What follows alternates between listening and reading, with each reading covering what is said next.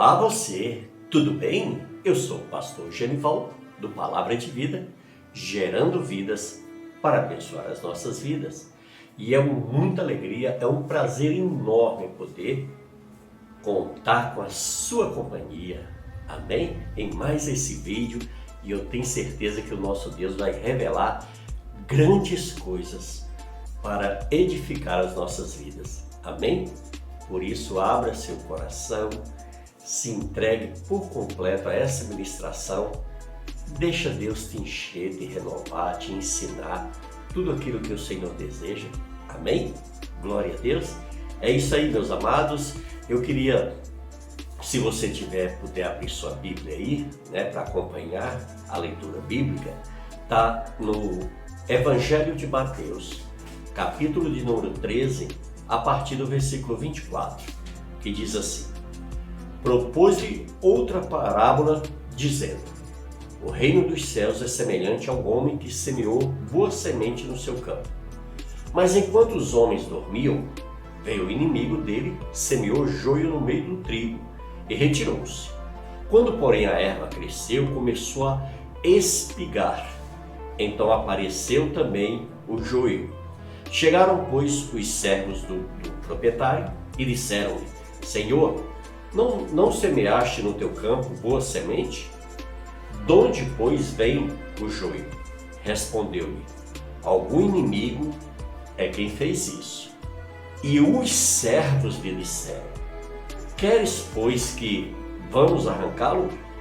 Ele, porém, disse: não, para que ao colher o joio, não arranqueis com ele também o trigo. Deixai-o crescer, ambos juntos, até a ceifa, e por ocasião da ceifa, direi aos ceifeiros: ajuntai primeiro o joio e atai-o em molhos para o queimar. O trigo, porém, recolhei-o no meu celeiro.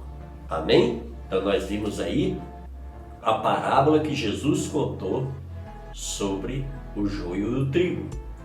E nós vamos aqui, então, aprender: eu sou joio ou sou trigo? Amém? Vamos aprender um pouquinho aqui do que Deus quer nos ensinar, para que a gente possa, amém, estar entendendo e compreendendo em qual desses dois nós nos encaixamos. A parábola do joio e do trigo, no livro de Mateus, que a gente viu aí no capítulo 13, do 24 ao 30, ela está intimamente também ligada à parábola do semeador.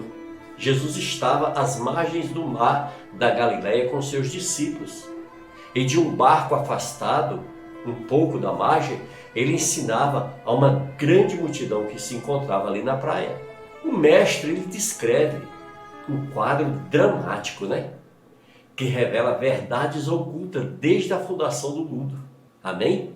O joio, que é o inimigo, semeou no campo de trigo. Chama-se o quê? Lolium temolitium, abundante na Palestina e também na Espanha.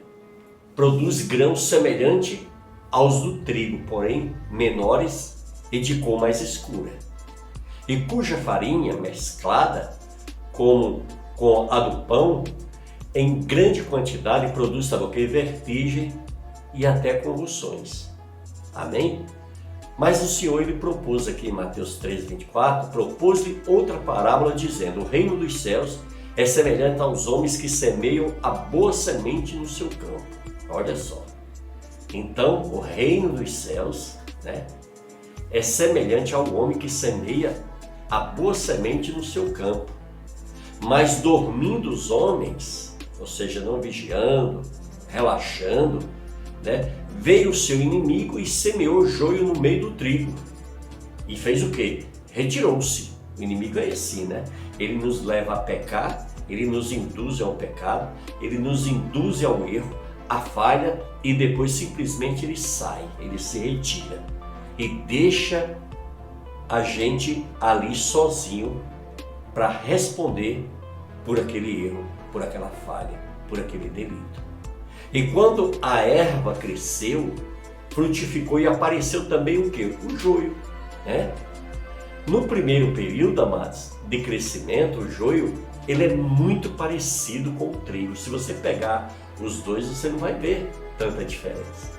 E mesmo os mais experientes também teriam o quê? Eles teriam dificuldade para distingui-lo no início, né?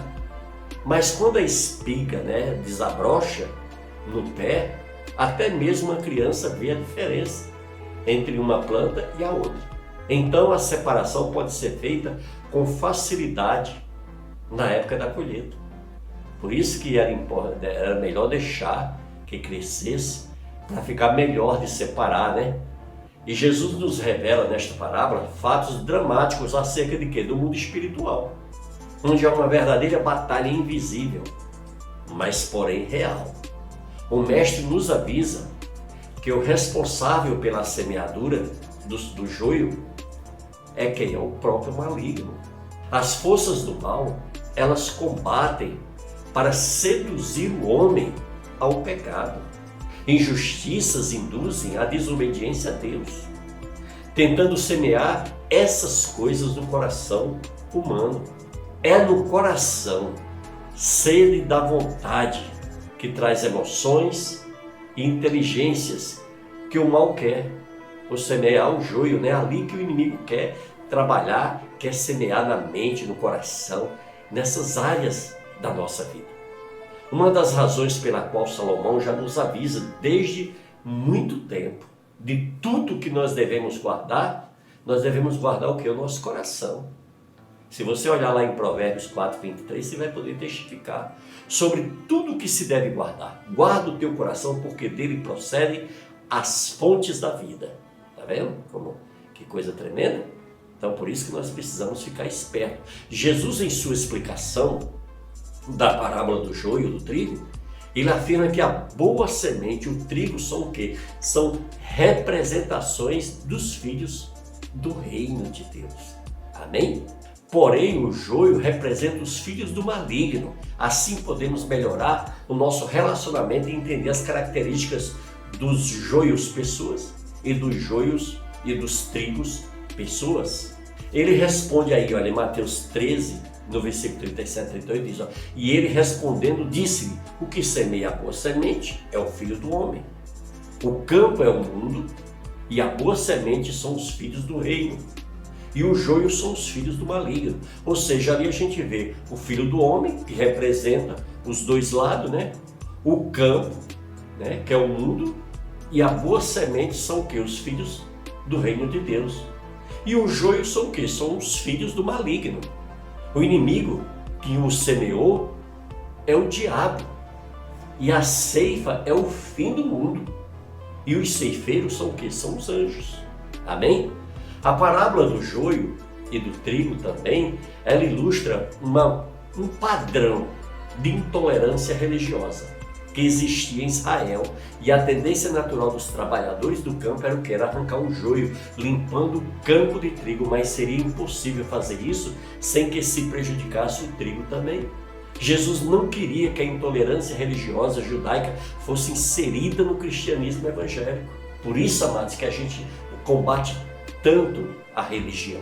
Nós sempre aqui ensinamos que religião não nos leva a Deus. Amém? O Senhor Jesus diz, eu sou o caminho, a verdade e a vida. Ninguém vai ao Pai senão por mim. Lá em Timóteo também ele ensina que o quê? Que não há nenhum outro mediador entre Deus e os homens a não ser Jesus Cristo. Então, sabe, nós não temos compromisso com religião. Nós não temos aqui, amém, o hábito de ensinar religião. O nosso objetivo aqui é ensinar a palavra de Deus na sua essência. Amém? Veja bem, mas o mestre ele deu uma boa ordem. E os servos lhe disseram, quereis, pois, que vamos arrancá-lo? Não, para que ao colher o joio não arranqueis também o trigo com ele. Está vendo? O mestre aqui ele nos mostra o quê? Que não nos cabe julgar quem é trigo pessoa ou quem é joio pessoa. Muito menos separá-los antes da colheita. Isto cabe ao que? Ao dono da fazenda. Isso cabe a Deus. Amém? Dizer quem é joio e quem é trigo. Nós não temos essa autoridade de julgar. Nós não temos essa autoridade de dizer quem é e quem não é. Amém? Nós temos o quê? o dever de obedecer a palavra de Deus. O Senhor diz, né, que pelos frutos, pela árvore, a gente vai conhecer os frutos. E os frutos o quê? Os frutos bons e os frutos podres. A separação é uma tarefa divina. Amém? A vida do trigo, pessoa, tem que ser protegida a todo custo. Amém? Isso Jesus fez com a própria vida. Amém? Sem dúvida, o poder do joio das pessoas está na o quê? Está na imagem. Eles meio que praticam o quê? Um estelionato espiritual, de aparências. O joio parece ser o quê? O seu trigo, mas não é. O joio quer ser, ele tem aparência que é sem ser. Amém? Então ele quer parecer aquilo que não é. Está cheio de pessoas assim hoje, não está? Querendo ser, dizendo que é cristão, quer parecer um cristão, mas não consegue. Né? Não consegue por quê? Porque as suas atitudes, no seu dia a dia, não precisa ninguém denunciar ele. Os seus próprios atos denunciam. Amém? Por isso o joio homem se preocupa demasiadamente com o quê? Com a imagem. Ele se preocupa com a sua reputação. O joio, ele é um moralista religioso. Ele é judicioso, preso ao pé da letra, meticuloso em busca dos erros dos outros, para encobrir os seus próprios. O joio é politicamente correto. Ele se escandaliza com qualquer pecado alheio, né? Sem misericórdia, não tem misericórdia, cheio de aparência do que é ético, do que é justo, e se gloria disso e se autoafirma para todo mundo saber da sua pseudo-santidade. A gente vê isso nos tempos de Jesus, né? Aqueles religiosos, eles vinham com seus discursos moralistas, mas a sua vida não condizia com o que eles pregavam, com o que eles falavam. Amém? Mas interiormente ele nada tem de fato de santidade. Seu coração está cheio, sabe de quê? De perversidade e de engano. Nas escondidas, quando ninguém está vendo, ele faz tudo que condena nos outros. Ele geralmente é um santo na igreja, mas em casa é cheio de arrogância, trata mal as pessoas, não dá atenção aos filhos, é negligente com os pais, não ajuda os seus irmãos, é mau vizinho, ele é um péssimo funcionário na empresa, mas ele enxerga defeito em tudo e em tudo à sua volta. E ninguém pode reclamar dele, sua imagem não pode ser arranhada. Afinal, ele vive dela, ele vive de aparências, né? Um exemplo era o campo de Israel, uma nação que veio da boa semente da fé, mas tornou-se em joio religioso, liderada pela aparente santa imagem dos fariseus e demais doutores da lei, né? Toda aquela aparência de santidade escondia, sabe o quê? O desprezo por um povo carente e a vontade homicida que estava no coração deles. João 8:44 diz: vós tendes por pai ao diabo e quereis satisfazer os desejos do vosso pai. Ele foi homicida desde o princípio e não se firmou na verdade, porque não há verdade nele. Quando ele profere mentira, fala do que lhe é próprio, porque é mentiroso e pai da mentira. Tá vendo? João 8:44. Mas os fariseus, eles achavam que eles eram. Eles que tinham o poder de separar o joio e o trigo. Acreditaram tanto nisso que por final se tornaram em joio e foram rejeitados por Deus. A característica principal é ser, em essência, o trigo é, isso faz o quê? Faz referência a um Deus que assim se define. Eu sou o que sou. Não precisa parecer justo. Não se preocupe em demasia com a sua própria imagem, mas se necessário for, entra na casa de pecadores e come com eles, por amor. Amém? E disse Deus a Moisés: eu sou o que sou. Êxodo 3:14, não é isso? A maior virtude dos filhos do reino é o amor. Por isso estão cheios de misericórdia e também de perdão. Eles sabem que só são o que são pela graça de Deus, que se fez pecado por nós. Isso vem de Deus. Se nada temos de nós mesmos, não precisamos de aparência, mas somente de sermos o que? Transformados em nossos corações. Mas Deus prova o seu tão grande amor por todos os seres humanos, que manda não arrancar o joio. Acredito que isto, amado, é um mistério, pois no mundo vegetal, joio é joio e trigo é trigo. Porém, no mundo espiritual, tudo pode ser transformado, até o joio. Para os homens é impossível, mas para Deus tudo é possível.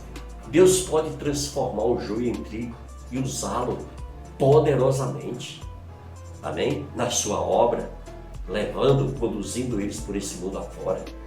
Por isso nós não devemos cessar de orar pelos joios homens, mas entregá-los nas mãos do Pai com súplica e perdão. Amém, queridos? Porque assim nós iremos, sim, fazer a vontade do nosso Deus. E assim nós poderemos entender e compreender que um dia nós já fomos, muitos de nós já fomos joio, né? Já fomos desligados do reino de Deus. Mas através do amor de Cristo, através do seu sacrifício no Calvário, Ele nos fez trigo. E hoje nós temos também privilégio de chamá-lo de Pai. E Ele já não nos chama mais de servos, mas sim de amigos. E é isso que Ele quer que aconteça nas nossas vidas, para que a gente venha transbordar, para que a gente venha verdadeiramente alimentar o campo onde estão os joios, para que eles sejam tocados, para que eles sejam transformados pelo poder do nosso Deus maravilhoso, porque Ele é rico em misericórdia. Amém? Glórias a Deus. Por isso, amados, não podemos parar. Nós temos que continuar a nossa jornada. Amém? E eu preciso muito da sua ajuda. Que você se inscreva nesse canal. Que você aperte o like.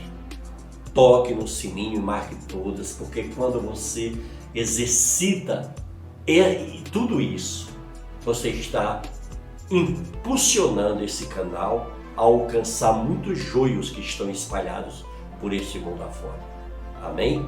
E esse canal, amados, não só aqui no YouTube, mas também o nosso podcast lá no Anchor, que também está no Spotify, está na Apple e está no Google Podcast e tantas outras plataformas de podcast. Tem alcançado nações e levando essa palavra poderosa, levando a semente do trigo para os campos que estão por aí espalhados, cheios de joio. Por isso, em nome de Jesus Cristo, junte-se a nós e vamos nessa peleja, porque nós iremos glorificar o nome do nosso Deus Todo-Poderoso. Amém? Eu conto com a sua participação. Por isso, divulgue esse canal, divulgue para sua família, seus familiares, seus amigos e todos aqueles que fazem parte do seu ciclo social. E vamos juntos, unidos, num só propósito, que é evangelizar as nações. Amém? Muito obrigado por você estar junto comigo em mais esse vídeo. E eu tenho certeza que Deus falou poderosamente ao seu coração, assim como Deus falou comigo. Por isso, em nome de Jesus, que Deus te abençoe. Amém? Tem outros vídeos aí no canal, porque estão assim com palavras poderosas que vão impactar a sua vida. Continue no canal, veja outros vídeos. Amém? Em nome de Jesus, que você vai ser ricamente abençoado. Que a paz do Senhor Jesus esteja sobre a tua vida. E em nome de Jesus, vamos até o próximo vídeo. Amém?